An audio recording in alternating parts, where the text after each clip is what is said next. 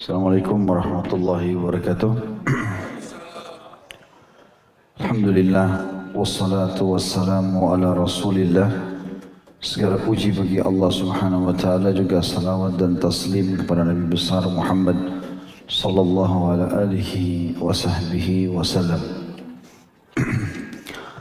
Melanjutkan bahasan kita Kitab Bulughul Maram, dan kita masuk insyaallah di bab keempat, bab kelonggaran dalam jual beli atau araya.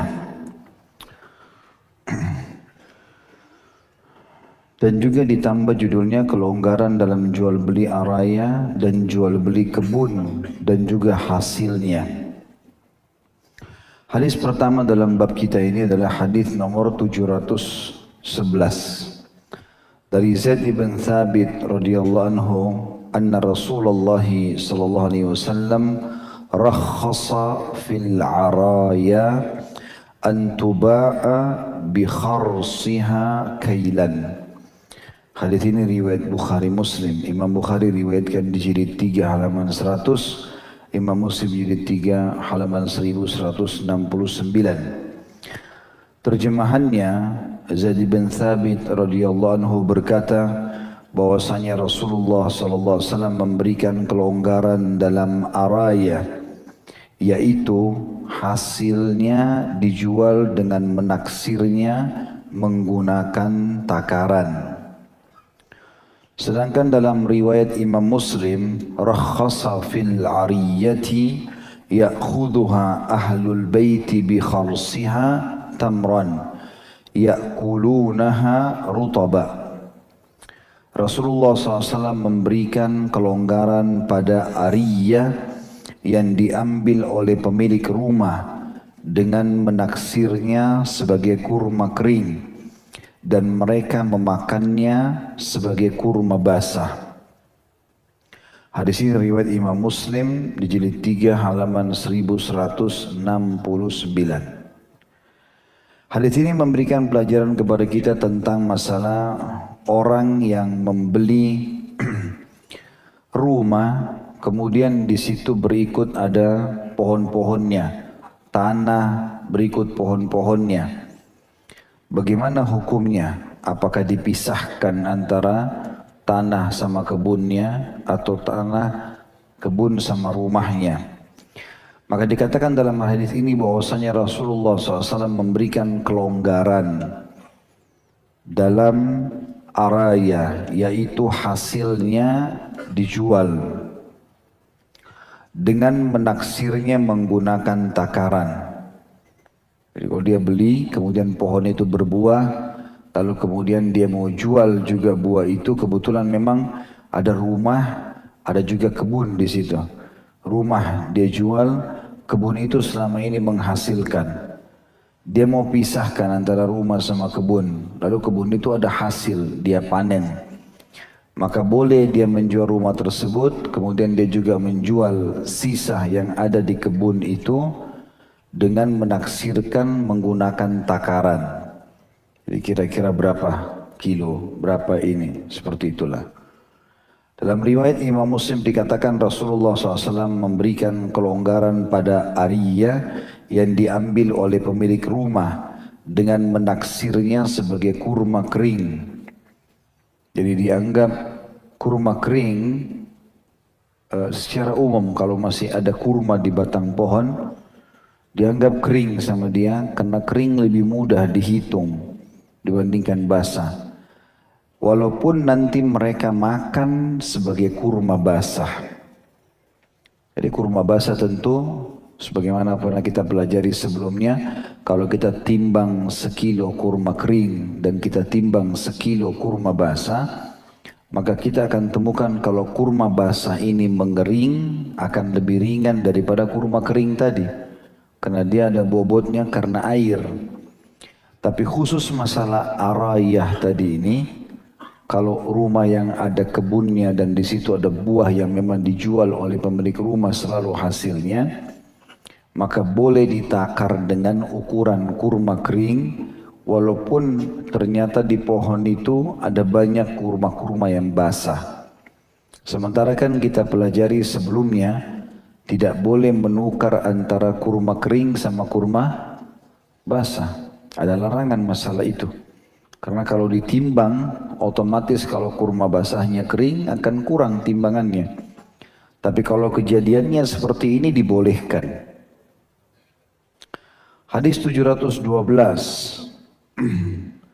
dari Abu Hurairah radhiyallahu anhu, anna Rasulullah sallallahu alaihi wasallam rakhasa fi bai'il araya bi kharsiha min at-tamri fi maduna khamsati awsukin aw fi khamsati awsukin. Bahwasanya Rasulullah SAW memberikan kelonggaran dalam jual beli araya dengan menaksirnya sebagai kurma kering pada takaran yang kurang dari 5 wasak atau 5 wasak. Hadis ini riwayat Bukhari Muslim. Imam Bukhari meriwayatkannya di jilid 3 halaman 99 dan Imam Muslim jilid 3 halaman 1171. Artinya khamsa ausuk ini sudah kita sebutkan waktu itu, ukuran kalau kita berbicara masalah zakat perkebunan, kalau dia panen, kalau mencapai 600 kurang lebih 53 kilo baru keluar zakatnya, atau diistilahkan dengan 5 wasak. Ya. Berarti kalau hasil kebun yang ada di rumah yang dijual tadi, dan kebun itu memang dimanfaatkan oleh pemilik rumah, dia ingin kalaupun diikut sertakan minimal buahnya yang dinilai, maka di sini dinilai lagi. Dalam hadis 712 dikatakan bahwasanya Rasulullah SAW memberikan kelonggaran dalam jual beli araya dengan menaksirnya sebagai kurma kering pada takaran yang kurang dari 5 wasak atau 5 wasak. Artinya hukumnya bukan hukum seperti zakat, karena zakat kita keluarkan dari hasil panen. Itu kalau mencapai 5 wasak, 653 kilo. Tapi khusus pohon yang seperti ini, walaupun tiba masa panennya ataupun dia sudah berbuah, karena dijual dengan lokasi rumah, maka berarti boleh ditakar walaupun kurang daripada takaran zakat yang sudah ditentukan. Hadis 713 dari Ibnu Umar radhiyallahu anhu, beliau berkata, "Naha Rasulullah sallallahu alaihi wasallam an bai'is thimari hatta yabda'u atau hatta yabduwa salahuha, nahal ba'i'a wal mubta'a." Rasulullah SAW melarang jual beli buah-buahan hingga terlihat kematangannya. Beliau melarang penjual dan juga pembeli. Hadis ini riwayat Bukhari Muslim, Bukhari jilid 3 halaman 101, Imam Muslim jilid 3 halaman 1165. Sedangkan dalam riwayat lain berbunyi, wa kana idza su'ila an salahiha qala hatta tadhhaba ahatuhu. Dan apabila beliau atau Ibnu Umar ditanyakan tentang kematangannya, beliau mengatakan hingga penyakitnya hilang. Hadis Bukhari jilid 2 halaman 157 dan Imam Muslim jilid 3 halaman 100 atau 1166. Hadis ini teman-teman melarang kita untuk bertransaksi buah-buah yang belum layak konsumsi. Makna matang di sini adalah layak konsumsi. Kalau kayak kita di Indonesia misalnya, mangga pun masih mengkal, belum matang, setengah matang boleh dijual. Karena orang pakai buat rujak, makan. Orang pakai campuran sambal, maka sudah masuk kategori matang di sini. Karena dia layak konsumsi. Tetapi ada orang mungkin menjual buah-buahan yang belum matang, yang memang tidak layak, menunggu pun waktunya lama. Saya pernah kasih contoh tuh hari, adanya orang yang membeli kurma yang masih berwarna hijau. Sama sekali nggak ada satupun orang Arab yang makan kurma ini. Hanya orang-orang kita yang banyak minum. makan ini karena sudah terekam di benaknya ini untuk stamina, kekuatan, kejantanan, kesuburan. Padahal tidak ada yang beli. Gitu.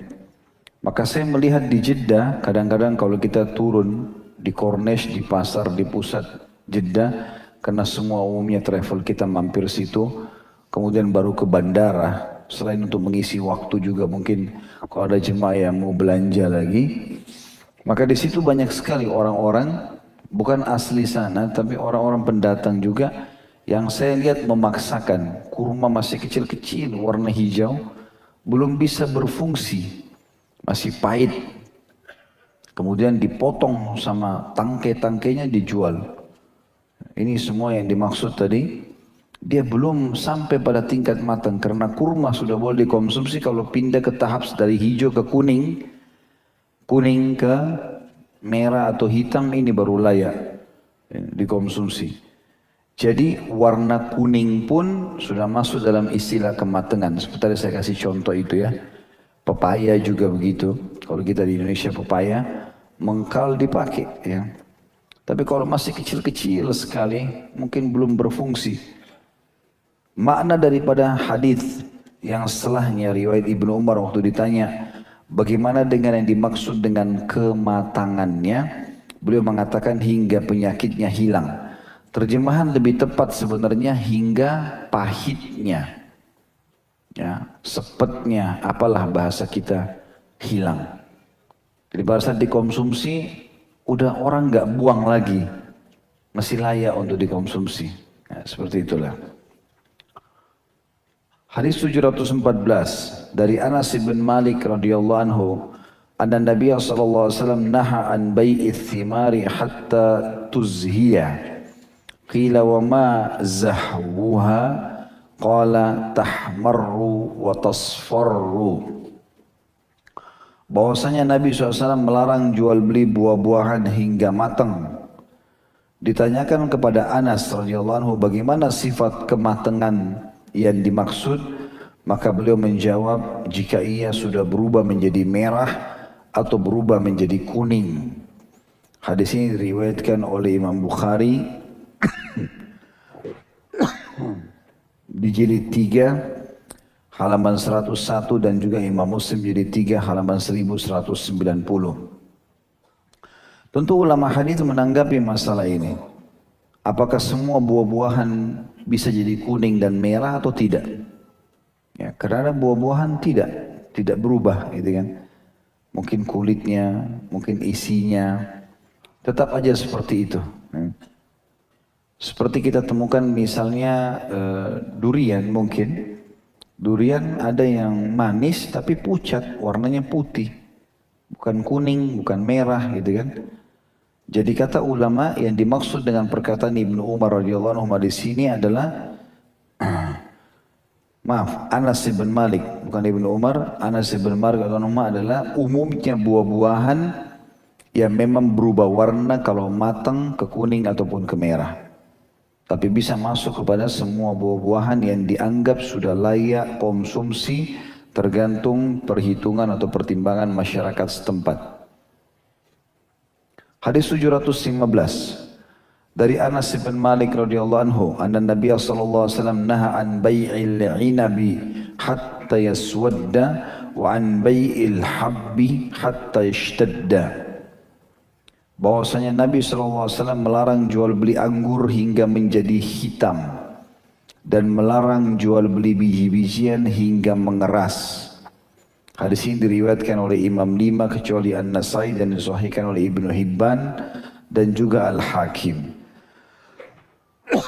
Hadis ini diriwayatkan Imam Ahmad di jilid 3 halaman 250, Abu Dawud jilid 3 halaman 253, At-Tirmidzi jilid 3 halaman 530, Ibnu Majah jilid 2 halaman 747, Ibnu Hibban jilid 11 halaman 369, Al-Hakim jilid 2 halaman 19, dan ini hadis sahih. Terjemahannya, kata Anas bin Malik radhiyallahu anhu bahwasanya Nabi SAW melarang jual beli anggur hingga menjadi hitam. Ini mirip dengan tadi yang saya jelaskan. Ini adalah masuk kepada makna umumnya anggur yang ada di zaman Nabi SAW. Jadi dari hadis ini kita bisa fahami bahwasanya anggur di zaman beliau adalah warnanya hitam semuanya. Tapi kayak kita sekarang ada anggur merah, ada anggur hijau, ada yang kuning. Maka kembali kepada makna asal hadis tadi yang pertama, kematangannya. Dianggap layak konsumsi, berarti sudah nggak ada masalah. Larangan hanya terjadi kalau betul-betul buah itu tidak layak konsumsi. Ya, tidak layak konsumsi. Anggur pun bisa tidak layak konsumsi ya. Maksudnya belum pantas karena dia kalau masih kecil-kecil baru muncul. Atau mungkin masih baru seperti bunga saja. Maka dimakan pun sepet, gak ada rasa ya. Dibiarin dia sampai membesar baru dikonsumsi. Sementara biji-bijian hingga mengeras. Ini juga maknanya kata ulama adalah biji-bijian umumnya yang mengeras. Memang seperti beras, gandum. Kalau dia awal sekali baru mau menjadi itu masih bisa dipecahin sama jari. Tapi kalau sudah mengeras berarti sudah layak konsumsi. Sebagian ulama mengatakan kalau biji-bijian mengeras baru dikonsumsi maka seluruh komponen nutrisi dan vitaminnya ada di dalam. Sementara kalau lembek berarti belum sempurna. Kalaupun ada vitamin nutrisi maka masih persentase yang sangat kecil, 40-50%. Makanya maslahatnya dalam syariat adalah supaya orang mengkonsumsi biji-bijian ini dalam kondisi maksimal, kondisi maksimal mendapatkan nutrisi dan vitamin biji-bijian itu. Kemudian 716 dari Jabir bin Abdullah radhiyallahu anhu beliau berkata, Rasulullah SAW bersabda, "Lau bi'ta min akhika thamaran, lau bi'ta min akhika thamaran, fa asabathu ja'ihah, fala yahillu laka an ta'khudha minhu syai'an bima ta'khudhu mala akhika bighairi haqq." Kalau kamu menjual buah-buahan kepada saudaramu, lalu buah-buahan tersebut tertimpa bencana atau musibah, maka tidak halal bagimu untuk mengambil apapun dari saudaramu itu. Dengan alasan apa kamu mengambil harta saudaramu tanpa hak? Hadis ini riwayat Muslim di jilid 3 halaman 1190. Sedangkan dalam riwayat lain juga milik Imam Muslim, anna Nabi sallallahu alaihi wasallam amara bi wad'il jawaihi, bahwasanya Rasulullah Nabi sallallahu alaihi wasallam memerintahkan untuk membatalkan buah-buahan yang terkena bencana atau musibah. Hadis ini riwayat Muslim jilid 3 halaman 1191. Hadis ini nomor 716 menjelaskan dua makna kata ulama hadis. Yang pertama adalah buah-buahan yang kena hama, gagal panen, ya, kena hama, kena penyakit. Ini biasanya kelihatan dari keriputnya kulit atau berubahnya warna membusuk, mengeluarkan bau, dikerumuni serangga. Ini semua tidak boleh. Tidak boleh ditransaksikan. Ya. Kemudian yang kedua, makna daripada hadis ini adalah kalau seseorang bertransaksi, kemudian dia menjual terlihat misal di atas mobil itu ada tomat, banyak tomatnya, atau apalah timun atau yang lain sayur-sayuran buah-buahan. Lalu dia sudah menaruh grade tertentu, kualitas tertentu. Si pembeli tahunya ini grade nomor 1, berarti ukurannya biasanya ya. Ukurannya, bobotnya itu semua sama biasanya. Orang jual, kurang lebih beda-beda sedikit tapi sama. Kayak kita lihat misalnya premium dari jeruk misalnya. Kalau kita buka dusnya sama semua, tertata rapi ya. Seperti itulah. Kalau orang jual begini dan pembeli tahunya grade-nya grade itu. Ternyata pada saat kita menyerahkan ke dia dan dia periksa, ada di antara beberapa buah di situ yang tidak masuk dalam kualitas ini. Maka di sini Nabi SAW larang untuk menjual itu. Tukar, ganti dengan kualitas yang sama yang sudah disepakati. Ini makna kedua daripada hadis. Ya. Tapi makna pertama tentu lebih banyak dipilih oleh para ulama dan mereka condong tidak boleh menjual buah-buahan yang kena hama, kena penyakit, sehingga nanti akhirnya bisa menjadi masalah bagi orang lain. Tentu juga di sini dikatakan hama ini tergantung ya. Ada jenis buah-buahan teman-teman, dia tidak kena hama, tapi kualitasnya memang lebih sedikit, tetap boleh dijual. Kasus misalnya kurma, kurma biasa kalau diturunkan, itu akan ada kurma mungkin yang lebih dulu mateng, tapi karena orangnya tidak lihat, dia tidak petik, dia biarin sama buah kurma secara umum. Begitu diturunkan kurma itu kelihatan kering, mengering, kulitnya kayak terkelupas. Itu juga masuk kurma yang layak untuk dijual. Cuma dia sudah terlalu matang, akhirnya dia mengering dan seakan-akan kena hama, padahal sebenarnya tidak. Padahal sebenarnya tidak ya. Dan ini dibolehkan seperti terjadi di zaman Nabi SAW. Pernah beliau mengatakan, sesungguhnya orang yang paling banyak hartanya paling berat hisabnya. Kemudian Nabi SAW bicara tentang Abdurrahman ibn Auf.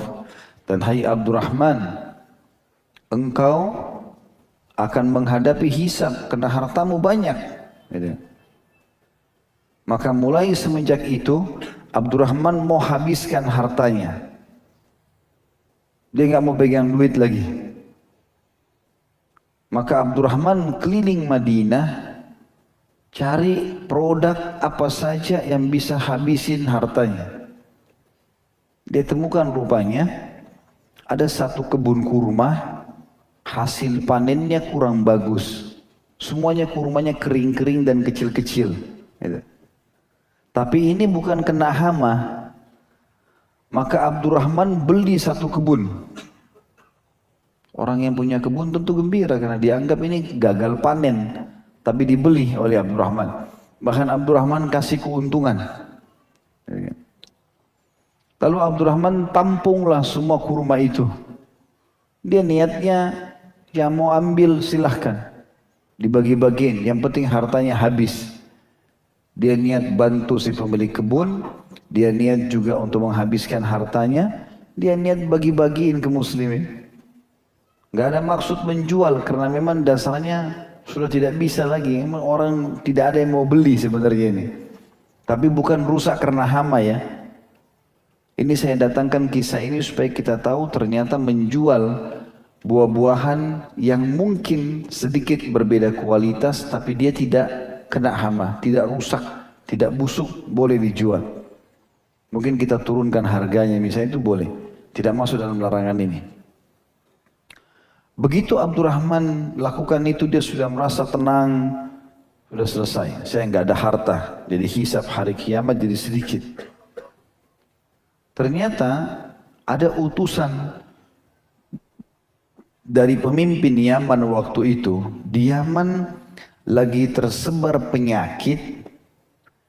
Yang penyakit itu menurut tabib-tabib dokter yang ada pada saat itu di Yaman bisa sembuh dengan kurma yang gagal panen dan kering. Mereka keliling cari, dapat di Madinah yang punya Abdurrahman, yang lain gak ada yang punya. Mereka tawar dari Abdurrahman, beli untung berlipat-lipat. Kata Abdurrahman, sudah nasib saya.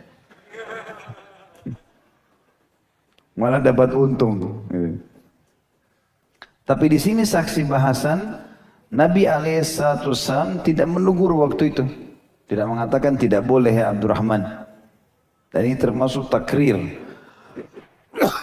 Persetujuan Nabi SAW. Jadi kembali lagi ke bahasan kita. Kalau yang dimaksud kena musibah di sini adalah gagal panen tadi atau kena hama ya. Hadis 717 dari Ibnu Umar radhiyallahu anhuma dari Nabi SAW beliau bersabda, ibta'a nakhlan ba'da an tu'abbar fasamaratuha lil ba'i alladhi ba'aha illa an yashtarital mubta'. Hadis ini tentu riwayat Bukhari di jilid 3 halaman 102 dan Imam Muslim jilid 3 halaman 1173. Barang siapa yang membeli pohon kurma setelah dikawinkan, maka buah-buahannya adalah pemilik penjual. Saya ulangi, barang siapa yang membeli pohon kurma setelah dikawinkan, kan kalau kurma sama manusia, hewan, ada jantan, ada betinahnya. Pohon pun bisa dikawinkan. Kalau pohon kurma biasanya dipucuk. Yang saya dapat informasi, saya tidak pernah lihat ya, dari teman-teman di Madinah dulu, karena mereka ada yang orang tuanya punya kebun kurma. Di pucuknya itu ada, kalau musim panas ada seperti sejenis getah atau sperma laki-laki. Makin panas cuaca, makin bagus kualitasnya. Nanti dibawa oleh angin, nempel di pohon-pohon betinahnya. Nanti baru berbuah, seperti itulah. Nah, ada orang meringkas jalan. Dia ambil itu, ditempel-tempelin sama dia. Ini istilah dengan mengawinkan pohon kurma. Barang siapa yang membeli pohon kurma yang baru saja dikawinkan, maka buah-buahannya adalah milik penjual yang telah menjualnya, kecuali bila pembelinya mensyaratkan bahwa buahnya adalah untuk dirinya. Saya punya pohon kurma, satu kebun kurma isinya 100 pohon kurma. Biasanya satu pohon jantannya dikelilingi oleh sekian banyak pohon betinahnya. Tertempellah getah tadi, berbuah. Kalau ada orang, dia mau jual kebun kurma itu, pohon kurma ini, tapi baru saja dikawinkan. Artinya hasil kawin ini akan membuahkan si betina-betina ini tadi. Ada buah-buahan. Nabi SAW menyebutkan bahwasanya hasil panennya nanti masih milik penjual. Walaupun pembeli sudah membayar. Kecuali kalau pembeli kasih syarat. Saya beli pohon kurma ini, walaupun baru kamu kawinkan, tetap aja nanti hasilnya buat saya. Kalau mereka sepakat, berkeridoan, nggak ada masalah. Jadi halal, gitu kan? Dan ini tentu hadis terakhir dalam bab kita, bab 4, berhubungan dengan masalah transaksi buah-buahan yang sudah sekian hadis kita sebutkan. Kita akan masuk ke bab kelima dan kita tutup dengan bab kelima, baru kita insya Allah jawab pertanyaan dulu tentang masalah salam, hutang dan gadai. Dan di situ ada salam tertulis di footnote nomor 1363, atau salaf adalah jual beli barang yang disifati dengan kriteria tertentu dalam tanggungan penjual dengan pembayaran kontan di majelis akad.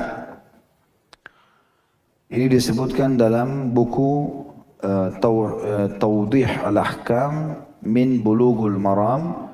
Kemudian dengan istilah lain juga, salam adalah akad pemesanan suatu barang dengan kriteria yang telah disepakati dan dengan pembayaran tunai pada saat akad berlangsung.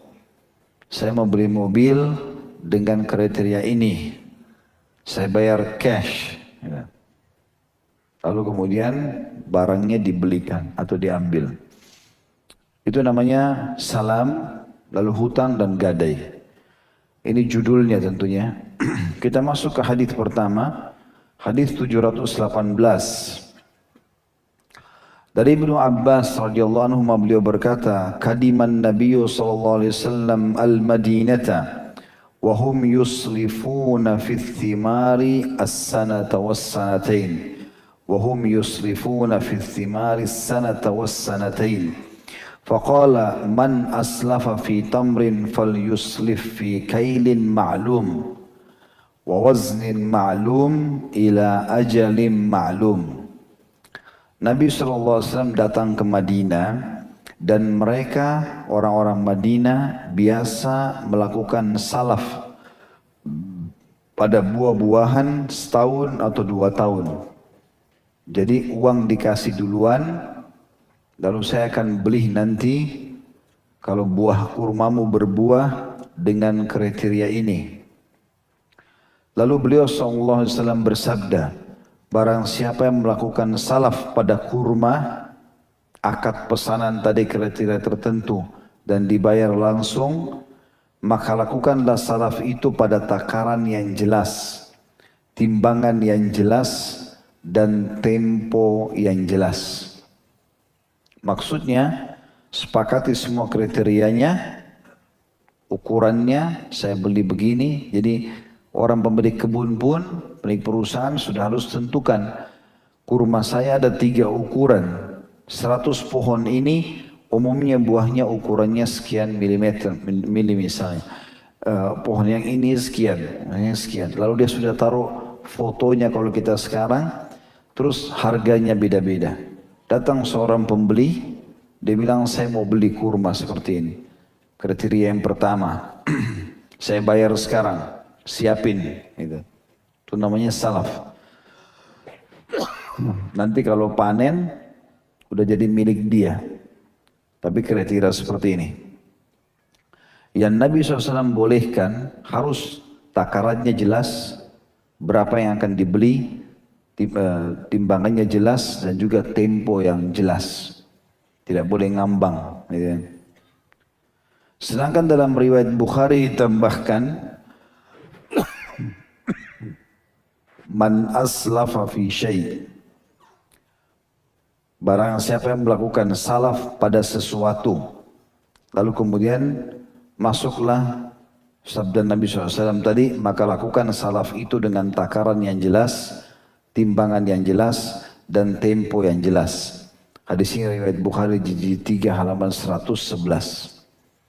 Ini pelajaran teman-teman sekalian, kalau dalam Islam semua harus transparan, jelas. Dan sudah berapa kali kita pelajari dalam bab jual beli. Jangan seperti istilah kita, beli kucing dalam karung. Harus dicek barangnya. Kecuali saya sudah juga jelaskan untuk hari, ada syarat kesepakatan. Ini sudah dibungkus rapi, kita masuk ke salah satu supermarket besar, dusnya susu sudah tertutup, packing rapi, minyak goreng atau apalah. Terus kemudian kita beli, kita nggak tahu. Begitu tiba di rumah, ternyata waktu kita buka, plastik bagian dalam susu bubuk sudah terbuka. Dari luar kelihatan. Sudah terbuka, sobek. Atau minyak goreng, pas kita buka, ternyata tutupnya agak tebal, sehingga memang kelihatan kurang. Waktu dibuka kelihatan kurang dari takarannya. Nah ini, kalau kita beli dari awal harus tidak boleh mulamasah, diperhatikan baik-baik. Sudah. Tapi kalau sudah terpacking, maka semestinya harus ada akad antara pemilik toko sama pembeli. Ini saya jual begini, kalau ada apa-apa dikembalikan boleh. Semestinya begitu, idealnya. Kalau dia terpacking dan tidak diperiksa, kecuali mau ngikuti sunnah Nabi SAW, semua harus jelas. Harus diperiksa, dicek. Kemudian selanjutnya hadis 719. Dan ini bahasan kita sampai 725 ya. Dari Abdurrahman bin Abzah dan Abdullah bin Abi Aufah radhiyallahu anhum ajma'in, mereka berkata, kunna nusibul maghanima ma'a Rasulillahi sallallahu alaihi wasallam wa kana ya'tina ambatun min ambati Syam fanuslifuhum fil hintati wasya'iri wazzabib wa fi riwayah wazzait ila ajalin musamma qila akana lahum zar'un qala ma kunna nas'aluhum an dhalik. Kami mendapat bagian harta rampasan perang bersama Rasulullah SAW. Dan petani-petani dari Syam datang kepada kami. Lalu kami melakukan salaf dengan mereka pada gandum, kecamba gandum, dan kismis. Sedangkan dalam riwayat lain atau ditambah dalam riwayat lain dan juga minyak. Hingga tempo yang ditentukan. Dikatakan, apakah mereka memiliki tanaman? Mereka berdua berkata, kami tidak menanyakan hal itu kepada mereka. Hadis ini riwayat Bukhari di jilid 3 halaman 114.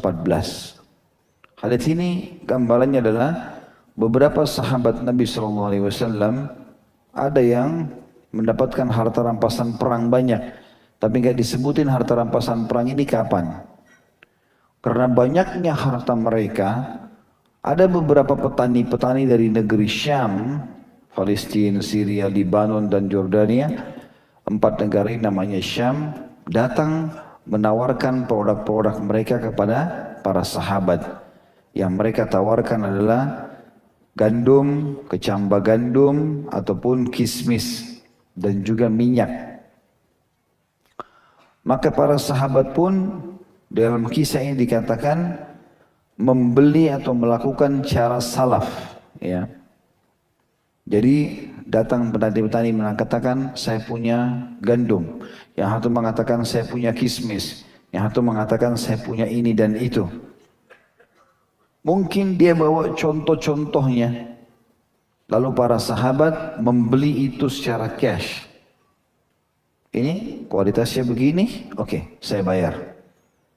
Sampai waktu di mana mereka membawa.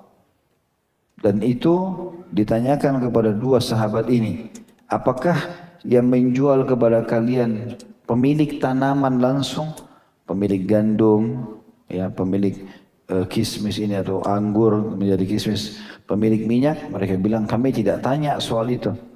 Yang kami tahu dari Nabi SAW boleh orang bawa sampel barangnya, kemudian dia tentukan harganya, kita langsung bayar cash di situ, tinggal dia bawain barangnya. Tapi memang barang itu ada, bukan tidak ada, karena ada contoh yang diperlihatkan. Ini juga kita sudah singgung pada saat membicarakan masalah transaksi online. Jadi bukan cuma antum pajang foto, memang antum punya produknya. Walaupun tidak banyak. Kita punya misalnya 3, 2, 5 produk. Maka kita punya, yang kita pajang ada produk yang bukan tidak ada. Maka tidak ada di situ unsur manipulasi. Kalau ada orang pesan 10, kita mengatakan stoknya ada 5. 5 saya belikan dulu. Ya. Dan selalu usahakan teman-teman dalam transaksi jual beli, gunakan kalimat saya jual, saya beli. Gunakan kalimat itu. Jangan bilang saya, misalnya dia bilang bagus ya jam tangan kamu, bagus ya kopiah kamu, bagus ya sepatu kamu. Terus kita bilang nanti saya belikan. Seakan-akan kita mau bantu dia untuk beliin yang sama. Ini bukan akad jual beli loh. Ini akad titip. Kalau dia bilang tolong belikan saya, akad titip itu. Jadi antum harus bilang, mau pesan dari saya belikan. Pesan. Jadi memang dia beli. Karena kalau dia fahamnya dia titip, kita nggak boleh naikkan harga. Jadi harus dari awal itu menggunakan kalimat itu. Hadis 720 dari Abu Hurairah radhiyallahu anhu dari Nabi SAW, beliau bersabda, "Man akhadha amwalan nasi yuridu ada'aha addallahu an, wa man akhadha yuridu itlafaha atlafahu Allah." Barang siapa yang mengambil harta orang lain dengan maksud akan membayarnya, maka Allah akan membayarkan untuknya. Dan barang siapa yang mengambilnya dengan maksud menghabiskannya, maka Allah akan menghancurkannya. Hadis riwayat Bukhari di jilid 3 halaman 152.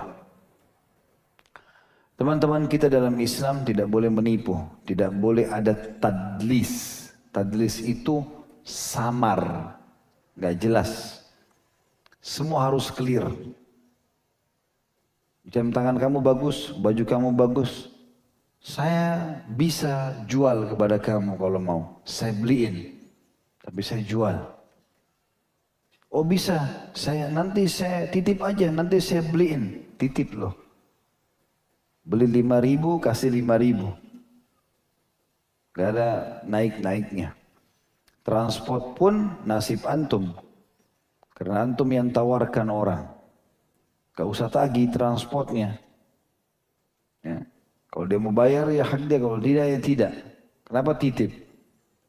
Dari awal akad jual beli. Kalau ada orang utang, ada orang memakai uang orang, gitu kan, utangkah atau apalah, investasi lah, dan dia niat memang mau transaksi jual beli, mau membayar, kalau utang dikembalikan, Allah akan bayarkan untuknya. Dalam riwayat lain Allah mudahkan dia untuk membayarnya. Dan siapa yang dari awal tidak niat mengembalikan utang itu, dari awal sudah niat menipu, Allah akan menghancurkannya. Dan ini hati-hati ya. Saya subhanallah tadi isi pengajian di satu tempat, pas bahas masalah riba. Dan bagaimana seorang muslim berusaha membeli cash supaya dia mulia. Cash and carry. Beli, bawa, selesai. Clear. Pakai kartu pun, pakai kartu debit. Langsung gesek, dipotong uang kita. Selesai urusan. Enggak kredit-kreditan gitu. Maka tiba-tiba sahibul baitnya, orang pemilik rumah, kejar saya lalu mengatakan, Ustaz, tadi yang dibahas itu ada kejadian. Apa kejadiannya? Dia bilang, saya beli mobil, saya bayar cash.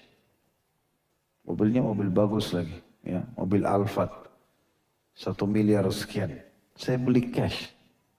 Orang ini bilang, saya beli cash. Tapi rupanya saya dikerjain sama orangnya, orang dealernya. Itu sampai-sampai dia bilang iya cash, dia terima uang, tapi dia leasingkan. Jadi orang itu dia ambil data-data yang sudah ada, dia masukkan ke satu perbankan atau leasing, kemudian dicicilkan lah ya. Dia dapat bonus, dia tidak usah bayar full, cuma bayar 20% misalnya. Sisanya misalnya kalau 1 miliar 200 juta dibayar sama dia, 800 juta dipakai. Lalu dia tahan BPKB-nya. Ditanya, mana BPKB-nya? Oh belum keluar, nanti. Sengaja, padahal sebenarnya dia sudah leasingkan itu. Ini bahaya sekali. Ya. Luar biasa, maka berarti kita harus hati-hati dari kasus-kasus seperti ini. Karena rupanya mereka bisa bermain gitu. Ya. Maka kita harus pastikan notanya, cash, segala macam. Sampai saya bilang, ini kalau secara syar'i harus dituntut. Nggak boleh enggak. Karena kalau tidak dia akan buat kemungkaran itu kepada orang lain. Ya. Apalagi orang yang non-muslim. Ya. Dia menipu di sini. Muslim pun sama, tetap tidak boleh. Tapi di sini sudah bertumpuk banyak keburukan gitu ya. Jadi sekali lagi siapa yang niat untuk mengambilnya dengan maksud menghabiskannya, memfoya-foyakan dan seterusnya, maka Allah akan menghancurkannya. Mana menghancurkan? Menghancurkan hidupnya. Rumah tangganya, pekerjaannya, segala macam habis. Dia paling berfoya-foya dengan uang orang seminggu, sebulan, habis setelah itu. Allah SWT hilangkan, subhanallah, uang halal itu. Kalau halal teman-teman, lama habisnya. Kalau antum kerja betul-betul niat ikhlas, pekerjaan antum halal, antum terima gaji 1 juta. 1 juta itu kayak berkah betul. Lama habisnya. Kita pakai ini, pakai itu, hitung masih ada 700.000. Kalau udah beli ini, beli itu, beli macam-macam. Tapi kalau uang haram, biar miliaran. Tiba-tiba 3 hari kemudian, 4 hari, sudah nggak tahu kemana.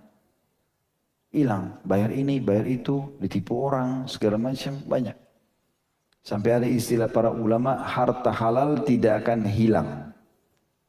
Pasti kembali. Antum beli handphone uang halal, tertinggal. Kembali aja terus tuh handphone. Ada saja orang kembalikan, tiba-tiba kita ingat, kita kembali ke lokasi masih ada. Tapi kalau uang haram, biar juga ditaruh di depan mata bisa hilang. Ada orang begitu, dia pakai uang, beli handphone, dia lagi sholat, ada tangan dari bawah kakinya masuk ambil. Ada yang cerita sama saya begitu hari, di musola dekat rumah gitu. Dia lagi sholat, dia taruh di situ sama cincinnya. Lagi sholat, ada yang tarik, ambil. Dia bilang, saya bingung, batalin sholat atau lanjutin sholat. Tapi dari ceritanya, gambarannya kayaknya ada masalah dengan uang-uang ini ya. Ya semoga Allah maafkan. Yang jelas seperti itu. Hadis 721 dari Aisyah radhiyallahu anha, beliau berkata, "Qultu ya Rasulullah, inna fulanan qadima lahu bazzun minasy-Syam. Falau ba'athta ilaihi fa akhadtu minhu thawbaini binasi'atin ila maisaratin fa ba'atha ilaihi famtana'a." Saya berkata, kata Aisyah radhiyallahu anha, "Wahai Rasulullah, sesungguhnya si fulan," kebetulan si fulan ini yang dimaksud dalam hadis ada footnote nomor 1368 adalah laki-laki dari kaum Yahudi. Sebagaimana dijelaskan dalam riwayat An-Nasa'i dan Tirmidzi. Aisyah berkata radhiyallahu anha, saya berkata wahai Rasulullah, sungguhnya si fulan orang Yahudi dikirimi pakaian dagangan maksudnya dari Syam. Alangkah baiknya bila Anda mengutus seseorang untuk mengambil 2 helai pakaian dari orang itu sebagai utang yang dibayar saat lapang. Lalu beliau SAW mengutus seseorang untuk pergi ke orang tersebut, namun dia menolaknya. Hadis ini diriwayatkan Hakim, Baihaqi dan para perawinya terpercaya. Diriwayatkan oleh Hakim jilid 2 halaman 23, juga At-Tirmidzi jilid 3 halaman 518, An-Nasai jilid 7 halaman 294. Hadis ini menjelaskan teman-teman tentang bolehnya orang bertransaksi tapi dia belum bayar. Ya, jatuh tempoh lah. Dia datang, dia ambil, dia bayar akhir bulan misalnya. Dibolehkan. Tapi akad dari awal jual beli. Harga juga sudah jelas. Produk sudah dicek. Nggak ada masalah. Maka itu dibolehkan. Dan ini tanda dalil dibolehkan karena Aisyah meminta dari Nabi SAW. Orang Yahudi itu bawa baju-baju baru, bagus-bagus. Ya Rasulullah, coba ambil 2, nanti kita bayar pada saat ada duit. Nabi SAW tidak bilang tidak boleh, tapi Nabi mengutus orang. Suruh minta kalau orang itu Yahudi mau. Ternyata Yahudi itu menolak, dia tidak mau. Tapi hukum syar'i ternyata boleh hukumnya, karena Nabi SAW melakukan. Boleh. Kalau seseorang punya barang dagangan, kita suka, saya mau beli tapi saya belum ada duit. Berapa harganya? 300.000, 500.000. Baik saya beli. Saya akan bayar pada saat akhir bulan saya terima gaji. Kalau akadnya dari awal jelas boleh dibayar akhir bulan. Hadis 722 dari Abu Hurairah radhiyallahu anhu, beliau berkata Rasulullah SAW bersabda, "Al-dhahru yurkabu binafakatihi idha kana marhuna wa labanu darri yushrabu binafakatihi idha kana marhuna wa ala alladhi yarkabu wa yashrabu nafaqah." Jika digadaikan, hewan tunggangan boleh dikendarai berdasarkan biaya pemeliharaannya. Begitu juga jika digadaikan, susunya boleh diminum berdasarkan biaya pemeliharaan, dan yang mengendarai serta meminum susunya harus membiayai pemeliharaan hewan tersebut. Hadis ini riwayat Bukhari jilid 3 halaman 187. Saya butuh duit, lalu saya punya seekor unta. Saya datang kepada seorang teman, saya butuh duit dan saya gadaikan atau jaminkan unta ini selama 6 bulan misalnya. Karena 6 bulan saya baru bisa bayar. Maka selama 6 bulan tersebut, orang yang sedang menerima gadaian boleh menungganginya, boleh meminum susunya kalau ada susunya, tapi dengan syarat dia harus merawatnya. Biaya pemeliharaan juga harus dia. Kalau enggak dia dosa. Ya, sebagian ulama mengatakan hadis ini sebenarnya dikuatkan dengan riwayat lain kalau seseorang dari awal memberikan syarat. Ini kan kamu gadaikan nih, ya, barang-barang kamu ini. Maka ada juga hak saya sama dia. Saya kasih dia uang, dia kasih gadaiannya. Maka ini akan saya pakai. Boleh. Tapi ingat, kalau rusak, pincang untanya. Kalau kita mobil lah sekarang, digadai mobil. Ya, motor. Boleh dipakai orang yang menerima? Kalau dari hadis ini boleh. Dia pakai. Tapi biaya pemeliharaannya, kalau dia sampai keluar, bannya bocor, bensinnya kurang, ya, rusak, tergores, dia harus kembalikan semua, baru boleh. Kalau enggak dia berdosa. Ini makna daripada hadis tadi.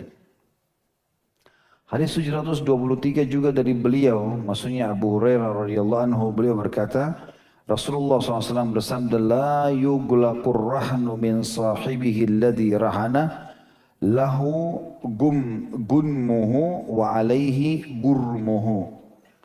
Barang gadai tidaklah tertutup atau disita dari pemiliknya yang telah menggadaikannya, namun keuntungannya untuknya dan kerugiannya pun ditanggung olehnya. Jadi kalau ada orang menggadaikan sesuatu, jatuh tempo, nggak boleh disita punya orang. Saya butuh uang 100 juta, bawa surat ruko 500 juta. Jatuh tempo setahun, nanti saya nggak bisa bayar, ruko saya diambil semua. Nggak boleh. Ya. Tapi Nabi SAW membolehkan ruko yang digadai itu dipakai. Pakai tidur kah, pakai dagang kah, karena lagi digadai. Dan alasan kenapa dia boleh pakai di sini karena ini bukan murni titipan, tapi ada akad. Kita kan meminjamkan uang, berarti kita boleh pakai. Tapi ingat, kembalikan seperti semula. Ini juga masuk dalam akad sewa menyewa. Antum sewa rumah orang, bagus sekali, keliling lihat rumah itu. Ini rumah baru ya, saya sewain, belum pernah ditinggalin. Saya baru bayar sebulan. Saya mau kontrakin 100 juta per tahun. Setuju? Setuju. Baik. Harus begitu kita terima, begitu kita kembalikan. Selama kita pakai setahun, turun hujan, bocor. Kita yang kontrak punya urusan itu. Bukan yang punya rumah. Jangan telepon. Ini rumah kamu bocor.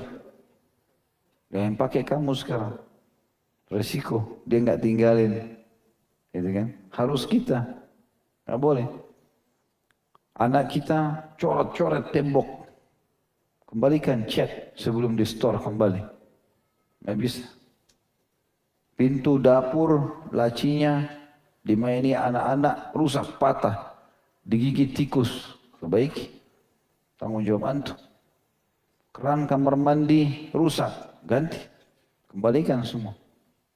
Tak boleh, tidak. Harus akadnya jelas. Kalau tidak, antum tanggung jawab depan Allah hari kiamat. Kecuali satu keadaan. Pemilik rumah ridho. Pas kita serahkan kunci, saya sibuk, gak ada waktu sama sekali ngurus rumah ini. Coba dicek. Mana yang dianggap rusak. Ini pernah tuh saya masuk, pegangan pintunya masih bagus, tapi ini rusak nih. Ini keran, ini. Coba dicek sendiri. Kalau memang ada yang perlu saya ganti, saya ganti. Misal, tuan rumahnya keliling-keliling, sudahlah, ini masalah kecil. Cuma keran, gantungan, kunci, pegangan kunci. Gak apa-apa, gak usah. Ya sudah halal.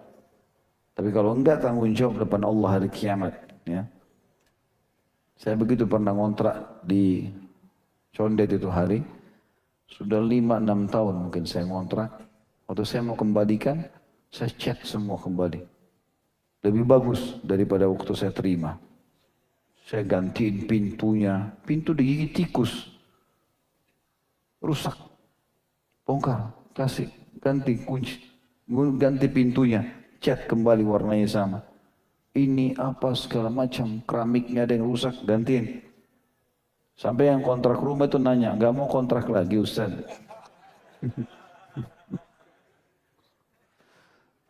Enggak, saya bilang sudah cukup insya Allah. Tapi yang jelas, ada satu teman saya, sering ketemu, seorang tetangga, datang. Antum ngapain rumahnya dibersihin begini? Tanggung jawab depan Allah hari kiamat. Ada orang kontrak, jendelanya orang dicabut, pintunya dicabut. Ini luar biasa. Udah ngontrak nyuri lagi. Hah? Ini kepergok ini, karena dia ditahu kan, hukumnya kalau dalam Islam kisos. Kalau ada hukum Islam dipotong tangannya. Mencuri gimana cara? Ada orang begitu subhanallah, diambil barang-barang orang. Ingat, kalau akadnya hanya dipinjamkan, jangan ambil. Nggak boleh. Antum naik pesawat, nggak boleh bawa pulang tuh selimutnya pesawat. Hah? Ada begitu kan? Kenang-kenangan ini pesawat Saudiah bawa. Ini Garuda bawa. Di rumahnya warna-warni selimut. Tapi haram ngambil selimut orang. Akadnya dipakai di pesawat. Dia nggak mungkin mau buat terus, gitu kan? Pas dikasih hidangkan makan, sendoknya sendok besi. Bagus nih, masuk di tas. Mana boleh? Nggak boleh, haram, mencuri. Akadnya hanya dipakai di situ. Masuk hotel, masuk rumah sakit. Makanya biasa di hotel ada peraturan kan? Hilang ini denda sekian. Handuknya orang diambil, semua diambil, nggak boleh. Kalau yang hotel kasih sendal, mungkin sikat gigi, itu pun lebih baik antum bahasakan. Pas bayar resepsi bilang, itu halal, saya mau ambil sikat giginya. Mungkin kita sudah pakai, biasanya kan kita 1 kali pakai, odolnya bisa 3-4 kali pakai. Kalau kita tinggal situ dibuang di sampah. Supaya nggak mubazir, kita bawa. Tadi odol itu sudah saya pakai, saya bawa. Oh itu memang buat bapak, ya sudah. Ini jelas seorang muslim, nggak ada yang syubhat. Ya, itu maksudnya. Ini yang ketawa-ketawa tahu diri ya. Kembaliin barang orang tuh. Jangan sampai nanti biar ke rumah mertua juga diambil semua barang-barangnya. Hadis 724 dari Abu Rafi' radhiyallahu anhu, anna Nabiy sallallahu alaihi wasallam istaslafa min rajulin bakran. Faqadimat alaihi ibil. Faqadimat alaihi ibilun min ibilis sadaqah. Fa'amara Abu Rafi'in an yaqdiya ar-rajula bakrah. Faqala la ajidu fiha illa khiyaran atau rabaiyan. Qala a'tihi iyah fa inna khiyaran nasi ahsanuhum qada' atau ahsanuhum qada'an. Hadis ini riwayat Imam Muslim di jilid 3 halaman 1224. Abu Rafi' berkata radhiyallahu anhu bahwasanya Nabi SAW pernah berhutang seekor unta muda kepada seseorang. Lalu unta-unta zakat datang kepada beliau sallallahu alaihi wasallam. Maka beliau sallallahu alaihi wasallam memerintahkan Abu Rafi' untuk membayar hutang beliau, yaitu unta muda kepada orang tersebut. Namun Abu Rafi' berkata, saya tidak mendapatkan kecuali unta baik yang memasuki umur 7 tahun. Tentu kita perlu garis bawahi ya, unta itu makin berumur makin mahal. Unta, walaupun orang kalau makan biasanya suka yang masih muda, tapi unta itu makin berumur 5 tahun, 6 tahun, 7 tahun itu makin dianggap makin kuat, makin sempurna. Nabi SAW berutang unta muda, sebagian hadis mengatakan umur 1 tahun dan 2 tahun. Lalu Waktu Nabi SAW suruh bayar karena unta itu sudah dipakai Nabi SAW, beliau suruh ganti unta lain. Abu Rafi yang ditugaskan mengatakan, saya tidak mendapatkan unta seumur unta yang Anda kasih ya Rasulullah. Tapi ada unta yang bagus, sudah masuk umur 7 tahun. Rasulullah SAW bersabda, berikanlah unta tersebut kepadanya. Karena sebaik-baik manusia adalah yang paling baik diantara mereka dalam menunaikan utangnya. Membayar. Bayar yang terbaik. Ya, bayar yang terbaik. Di sini Nabi SAW kita lihat melebihkan, memberikan lebih sesuatu. Tapi ingat syaratnya bukan dari orang yang mengutangkan. Kalau orang yang mengutangkan mengatakan saya utangkan kepadamu unta muda, kamu harus bayar dengan unta tua, jadi riba. Tapi di sini Nabi SAW yang melakukan itu. Kita pernah diutangkan 1 juta. Kemudian karena kita merasa orang ini baik sekali, kita juga sudah untung, kita memberikan tambahan 100.000. Bukan syarat dari dia, kita sendiri. Karena saya merasa berterima kasih, saya kembalikan 100.000 tambahan. Tidak masuk dalam riba. Karena dia sendiri yang mau, ya, bukan syarat di sini. Kemudian yang terakhir dalam bab kita adalah hadis 725 dari Ali radhiyallahu anhu, beliau berkata Rasulullah SAW bersabda, kullu qardin jarra manfaatan fahuwa riba. Setiap utang piutang yang menghasilkan manfaat maka itu adalah riba. Hadis ini diriwayatkan oleh Al-Harits bin Abi Usama dan sanadnya memiliki ya penelusuran atau dikatakan dia lemah sekali. Dan hadis ini tidak ditemukan tentu dalam buku-buku hadis. Bahkan Syekh Albani rahimahullah mengatakan dia dhaif sekali. Tapi makna hadis ini, setiap utang piutang yang menghasilkan manfaat maka itu adalah riba. Ada hadis yang semakna, tetapi masalah uang yang diutangkan lalu disyaratkan harus dibayar lebih, itu riba. Kalau hadis ini lebih umum. Semua utang piutang tidak boleh ada manfaatnya. Ya, tidak boleh ada manfaat. Maka berarti tadi kalau hadis ini dianggap sahih, hadis tentang tadi sesuatu yang digadai itu nggak boleh dipakai. Karena kalau dipakai ada manfaatnya, ruko tadi yang digadaikan atau kendaraan digadaikan, maka berarti dia jadi riba. Tetapi hadis ini lemah dan tidak dipakai oleh umumnya ulama. Allahu a'lam. Baik, insyaallah kita akan bertemu lagi di pertemuan akan datang. Namun untuk sementara, qadarullah saya harus bimbing umroh lagi 2 pekan.